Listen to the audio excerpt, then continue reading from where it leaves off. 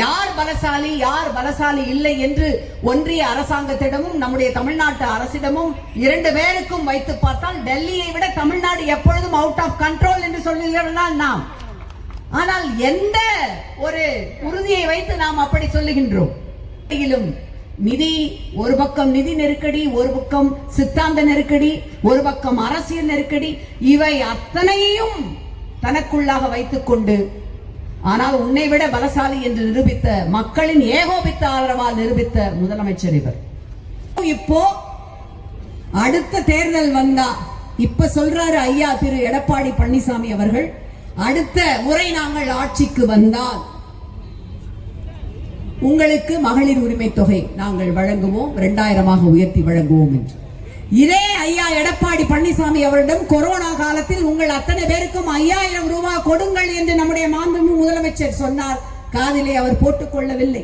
தமிழ்நாட்டிற்கு செய்திருக்கின்ற அத்தனை துரோகமும் அதிமுகவினுடைய அந்த ஆட்சி காலத்திலே நடந்ததால் உதய் மின் நிலையத்தில் திட்டத்தில் கையெழுத்திட்டது அதிமுக. நீட் தேர்வை கொண்டு வந்து நம்முடைய குழந்தைகளுடைய மருத்துவ கனவை சிதைத்தது அதிமுக. அது மட்டுமல்ல, டிஎன்பிஎஸ்சி தேர்வுகளில் தமிழ் தகுதி தேர்வு கட்டாயம். வட மாநிலத்தவர்கள் இங்கே பணிக்கு வந்தால் தமிழை படித்து தேர்வு எழுதினால்தான் இங்கே பணிக்கு வர முடியும். அந்த கருத்து உருவை, அந்த விதியையே எடுத்துவிட வேண்டும் என்று அதற்கு சம்மதித்து தமிழ்நாட்டை அடகு வைத்தவர் தான் ஐயா எடப்பாடி அவர்கள். இத்தனையும் செய்துவிட்டு இன்றைக்கு நமக்கு துரோகம் செய்கின்ற, என்ன துரோகம்? நம்ம எவ்வளவு கொடுக்கிறோம் ஒன்றிய அரசுக்கு? வரி பகிர்வில் 6,28,000 கோடி தர்றோம் நம்ம பிஜேபியோட ஒன்றிய அரசாங்கத்துக்கு. அதுல அவங்க திருப்பி தர்றது 56,000 ரூபாய் தான். தமிழ்நாடு எல்லா துறைகளும் முன்னேறி இருக்கிறது. தொழில்துறை, மகளிர் முன்னேற்றம், சுகாதாரத்துறை, கல்வித்துறை, சுற்றுச்சூழல் துறை என்று இப்படி அனைத்து துறைகளிலும் வருமானம் ஈட்டி நம்ம அவங்களுக்கு கொடுக்கறதுல நம்ம 1 பைசா கொடுத்தா அவங்க நமக்கு திருப்பி தருவது 29 பைசா. ஆனால் உத்தரப்பிரதேசம் 1 ரூபாய் கொடுத்தா அவங்களுக்கு திருப்பி தர்றது 2 ரூபாய் 73 காசு. பீகாருக்கு திருப்பி தர்றது 7 ரூபாய் 6 பைசா. இதெல்லாம் யாருடைய சதி திட்டம் உங்களுக்கு தெரியும். நம்முடைய மாண்புமிகு பாரத பிரதமர்.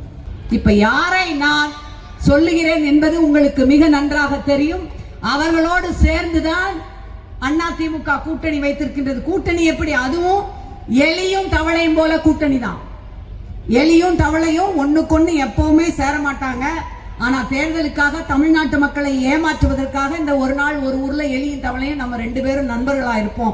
1 வருஷத்துக்கு சரி இருந்துக்கலாம்.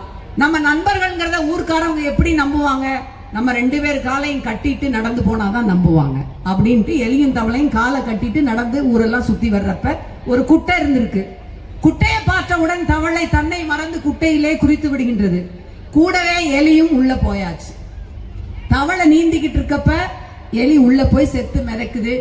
மேலே ஒரு பருந்து பார்க்கிறது. அந்த பருந்து தவளையை பார்த்துட்டு, ஆஹா தவளை கண்ணுக்கு தெரியல, ஆனா எலி ஏதோ செத்து மிதக்குதே, நல்ல இறை என்று தூக்கி செல்கின்றது. அந்த எலியோடு தவளையும் சேர்ந்து அந்த பருந்தால தூக்கப்படுது.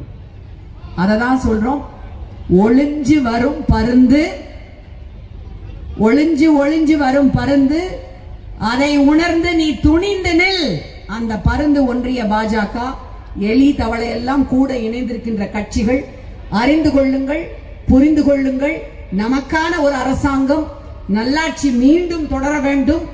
மறுமுறையும் மட்டுமல்ல, என்றைக்கும் தமிழகத்தினுடைய நிரந்தர முதலமைச்சராக முத்துவேல் கருணாநிதி ஸ்டாலின் அமர வேண்டும். அதற்கான வெற்றியை நாம் அவருடைய கைகளிலே கொடுப்போம்.